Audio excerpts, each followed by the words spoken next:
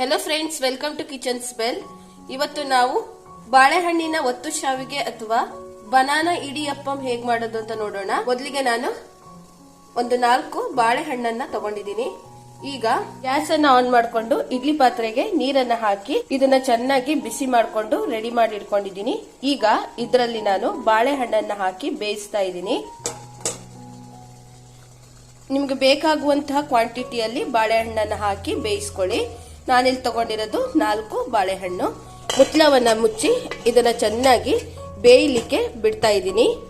Friends, ಒಂದು 10 ನಿಮಿಷ ಆಗಿದೆ. ನಾನು ಇಡ್ಲಿ ಪಾತ್ರೆನ ಓಪನ್ ಮಾಡ್ತಾ ಇದ್ದೀನಿ. ನೀವು ನೋಡಬಹುದು, ಇಲ್ಲಿ ಬಾಳೆಹಣ್ಣು ಚೆನ್ನಾಗಿ ಕುಕ್ ಆಗಿ ರೆಡಿ ಆಗಿದ್ದಾವೆ. ಈಗ ಇದನ್ನ ನಾನು ಒಂದು ಪ್ಲೇಟಿಗೆ ಟ್ರಾನ್ಸ್ಫರ್ ಮಾಡ್ಕೊತಾ ಇದ್ದೀನಿ. ಬಾಳೆಹಣ್ಣಿನ ಸಿಪ್ಪೆಯನ್ನು ಸುಲಿದುಕೊಂಡು ರೆಡಿ ಮಾಡ್ಕೊಳ್ಳಿ. ಇದನ್ನ ಸಣ್ಣದಾಗಿ ಹೀಗೆ ಕಟ್ ಮಾಡ್ಕೊಂತಾ ಇದ್ದೀನಿ. ಈಗ ಇದನ್ನ ನಾನು ಮಿಕ್ಸಿ ಜಾರಿಗೆ ಹಾಕೊಂತಾ ಇದ್ದೀನಿ. ಫ್ರೆಂಡ್ಸ್, ಈಗ ಮಿಕ್ಸಿ ಜಾರಿಗೆ ಬೇಯಿಸಿರೋ ಬಾಳೆಹಣ್ಣನ್ನ ಹಾಕೊಂಡಿದ್ದೀನಿ. ಹಾಗೆ ಒಂದು 5 ಏಲಕ್ಕಿಯನ್ನ ತಗೊಂಡಿದ್ದೀನಿ. ಈಗ ಇದನ್ನ ಇದಕ್ಕೆ ಹಾಕೊಂತಾ ಇದ್ದೀನಿ. 2 ರಿಂದ 3 ಚಮಚ ಆಗುವಷ್ಟು ಸಕ್ಕರೆಯನ್ನ ತಗೊಂಡಿದ್ದೀನಿ. ನಿಮ್ಗೆ ಎಷ್ಟು ಸಕ್ಕರೆ ಬೇಕಲ್ಲ, ಹೇಗೆ ಸಿಹಿ ನಿಮಗೆ ಬೇಕಲ್ಲ ಆ ರೀತಿಯಾಗಿ ಸಕ್ಕರೆಯನ್ನು ಹಾಕೊಳ್ಳಿ. ನಾನಿಲ್ಲಿ ತಗೊಂಡಿರೋದು 1-2 ದೊಡ್ಡ ಚಮಚದಲ್ಲಿ ಸಕ್ಕರೆಯನ್ನ ತಗೊಂಡಿದ್ದೀನಿ. ಈಗ ಇದನ್ನ ಮಿಕ್ಸಿ ಜಾರಿಗೆ ಹಾಕೊಂತಾ ಇದ್ದೀನಿ. ಈಗ ಇದನ್ನ ಮಿಕ್ಸಿ ಜಾರಿಗೆ ಹಾಕೊಂಡು ಚೆನ್ನಾಗಿ ಫೈನ್ ಆಗಿ ಪೇಸ್ಟ್ ಅನ್ನ ಮಾಡ್ಕೊಂತಾ ಇದ್ದೀನಿ.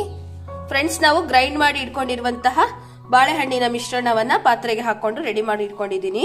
1/4 ಬೌಲ್ ಆಗುವಷ್ಟು ಅಕ್ಕಿ ಹಿಟ್ಟನ್ನ ತಗೊಂಡಿದ್ದೀನಿ. ಇದನ್ನ ಈಗ ಈ ಮಿಕ್ಸಿಗೆ ಸೇರಿಸ್ಕೊಂತಾ ಇದ್ದೀನಿ. ಫ್ರೆಂಡ್ಸ್, ಇದಕ್ಕೆ 1 ಚಿಟಿಕೆ ಆಗುವಷ್ಟು ಉಪ್ಪನ್ನ ಸೇರಿಸ್ತಾ ಇದ್ದೀನಿ. ಈಗ ಇದನ್ನ ಚೆನ್ನಾಗಿ ನಾದ್ಕೊಂತಾ ಇದ್ದೀನಿ. ನೀರೇನ್ ಹಾಕೊಡುವಂತ ಅವಶ್ಯಕತೆ ಇಲ್ಲ. ಯಾಕೆ ಅಂತ ಹೇಳಿದ್ರೆ ಬಾಳೆಹಣ್ಣಿನ ನೀರಿನ ಅಂಶ ಇರುತ್ತಲ್ಲ, ಅದರಲ್ಲೇ ಚೆನ್ನಾಗಿ ಇದನ್ನ ನಾದ್ಕೊಳ್ಳಿ. ನೋಡಿ ಫ್ರೆಂಡ್ಸ್, ಹೀಗೆ ಚೆನ್ನಾಗಿ ನಾದ್ಕೊಂಡಿದ್ದೀನಿ. ಈಗ ಇದಕ್ಕೆ ಸ್ವಲ್ಪ ಎಣ್ಣೆಯನ್ನ ಹಾಕೊಂತಾ ಇದ್ದೀನಿ. ಮತ್ತೊಂದ್ಸಲ ಚೆನ್ನಾಗಿ ನಾದ್ಕೊಳ್ಳಿ. ನೋಡಿ ಫ್ರೆಂಡ್ಸ್, ಎಷ್ಟು ಚೆನ್ನಾಗಿ ಇದು ರೆಡಿ ಆಗಿದೆ. ಈಗ ಇದರಲ್ಲಿ ನಾವು ಸಣ್ಣ ಉಂಡೆಗಳನ್ನಾಗಿ ಮಾಡ್ಕೊಳ್ಳೋಣ. ಈಗ ಇದನ್ನ ಚೆನ್ನಾಗಿ ಸ್ವಲ್ಪ ರೋಲ್ ಆಗಿ ಮಾಡ್ಕೊಂತಾ ಇದ್ದೀನಿ. 3 ಕೂಡ ಅದೇ ರೀತಿಯಾಗಿ ಮಾಡ್ಕೊಂತಾ ಇದ್ದೀನಿ. ಮೋಲ್ಡಿಗೆ ಹಾಕ್ಲಿಕ್ಕೆ ಈ ರೀತಿಯಾಗಿ ಉದ್ದವಾಗಿ ಮಾಡ್ಕೊಂಡು ಇಟ್ಕೊಂಡಿದ್ದೀನಿ. ಮೋಲ್ಡಿಗೆ ಸ್ವಲ್ಪ ಎಣ್ಣೆಯನ್ನು ಹಾಕೊಂಡು ಗ್ರೀಸ್ ಮಾಡ್ಕೊಂತಾ ಇದ್ದೀನಿ. ಈಗ ಮೋಲ್ಡಿಗೆ ನಾವು ರೆಡಿ ಮಾಡ್ಕೊಂಡು ಇಟ್ಕೊಂಡಿರುವಂತಹ ಹಿಟ್ಟನ್ನ ಹಾಕೊಂತಾ ಇದ್ದೀನಿ. ಇದನ್ನ ಚೆನ್ನಾಗಿ ರೆಡಿ ಮಾಡಿ ಇಟ್ಕೊಂಡಿದ್ದೀನಿ. ಮುಚ್ಚಳ ಹಾಕೊಂಡು ಇದನ್ನ ಕ್ಲೋಸ್ ಮಾಡ್ಕೊಂತಾ ಇದ್ದೀನಿ. ಒಂದು ಬಾಳೆ ಎಲೆಯನ್ನ ತಗೊಂಡಿದ್ದೀನಿ. ಬಾಳೆ ಎಲೆಗೆ ನಾನು ಸ್ವಲ್ಪ ಕಾಯಿ ತುರಿಯನ್ನ ಹಾಕೊಂತಾ ಇದ್ದೀನಿ. ಈಗ ಶಾವಿಗೆಯನ್ನ ಒತ್ಕೊಂತಾ ಇದ್ದೀನಿ. ನೀವು ಮಾಡುವಂತ ಹಿಟ್ಟು ಸಾಫ್ಟ್ ಆಗಿದ್ರೆ ಮಾತ್ರ ನಿಮಗೆ ಒತ್ತಲಿಕ್ಕೆ ಈಸಿಯಾಗಿ ಬರುತ್ತೆ. ನೀವು ಸಾಫ್ಟ್ ಆಗಿ ಇದನ್ನ ಸ್ವಲ್ಪ ನಾದ್ಕೊಬೇಕಾಗುತ್ತೆ. ನೋಡಿ, ಹೀಗೆ ಇದನ್ನ ನಾನು ಒತ್ಕೊಂಡು ರೆಡಿ ಮಾಡ್ಕೊಂಡಿದ್ದೀನಿ. ಈಗ ಇದ್ರ ಮೇಲೆ ಸ್ವಲ್ಪ ತೆಂಗಿನ ತುರಿಯನ್ನ ಹಾಕೊಂತಾ ಇದ್ದೀನಿ.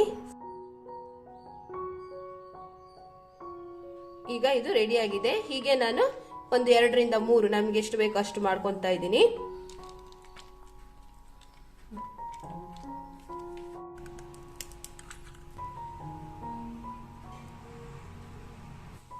ಈಗ ನಾನು ಇಡ್ಲಿ ಪಾತ್ರೆಯಲ್ಲಿ ನಾನು ಬಾಳೆಹಣ್ಣಿನ ಎಲೆಯ ಸಮೇತ ಇದನ್ನ ಇಡ್ತಾ ಇದ್ದೀನಿ. ಒಂದ್ರ ಮೇಲೆ ಒಂದು ಇಡ್ತಾ ಹೋಗಿ.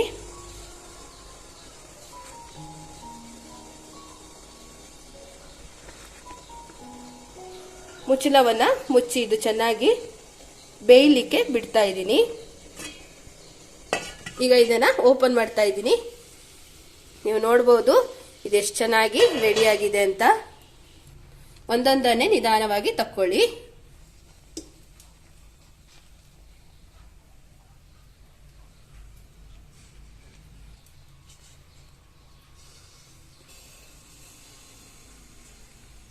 ನೋಡಿ ಫ್ರೆಂಡ್ಸ್, ನಾವು ಮಾಡ್ಕೊಂಡಿರುವಂತಹ ಬಾಳೆಹಣ್ಣಿನ ಒತ್ತು ಶಾವಿಗೆ ಅಥವಾ ಬನಾನಾ ಇಡಿಯಪ್ಪಂ ಎಷ್ಟು ಚೆನ್ನಾಗಿ ರೆಡಿ ಆಗಿದೆ ಅಂತ.